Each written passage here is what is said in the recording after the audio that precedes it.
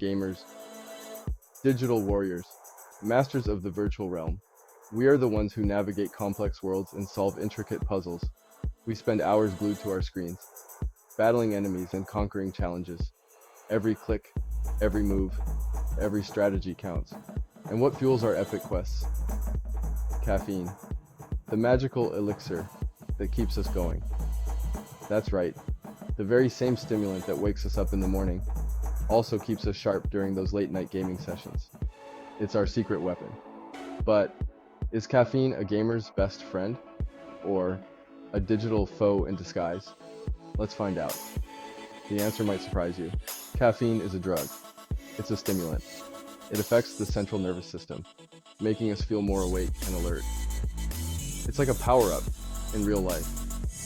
It also improves reaction time and focus. These are all good things for gamers, right? Enhanced performance can make the difference between victory and defeat. Well, yes and no. Caffeine can certainly give you an edge in the short term, but it's important to be aware of the potential downsides too. Over-reliance can lead to crashes and jitters, affecting your gameplay negatively. Gamers love their caffeine. That's a fact. Whether it's a morning boost or a late-night gaming session, caffeine is their go-to. But how much caffeine are we actually consuming on a daily basis? A lot, it turns out. The variety of sources is staggering. Studies show that gamers consume significantly more caffeine than non-gamers. This difference is quite noticeable. On average, gamers consume about 185 milligrams of caffeine per day. That's a substantial amount. That's the equivalent of about 2 cups of coffee or 3 cans of energy drink. It's a daily ritual for many. Of course, some gamers consume far more than that, and the type of caffeine they consume varies too. Preferences are diverse.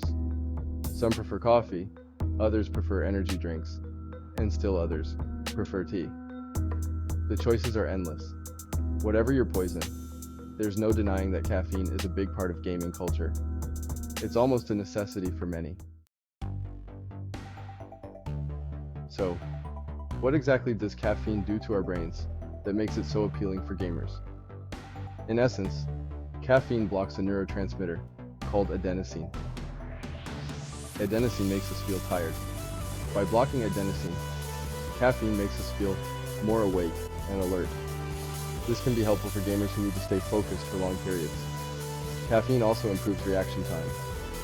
Studies have shown that caffeine can reduce reaction time by up to 30 milliseconds. That may not sound like a lot, but in the fast-paced world of gaming, milliseconds matter. A faster reaction time can mean the difference between victory and defeat. But before you start mainlining espresso, it's important to be aware of the potential downsides of caffeine. Like any drug, caffeine can be addictive. If you consume too much caffeine, you may experience withdrawal symptoms. Headaches, fatigue, and irritability are all common withdrawal symptoms. Caffeine can also interfere with sleep.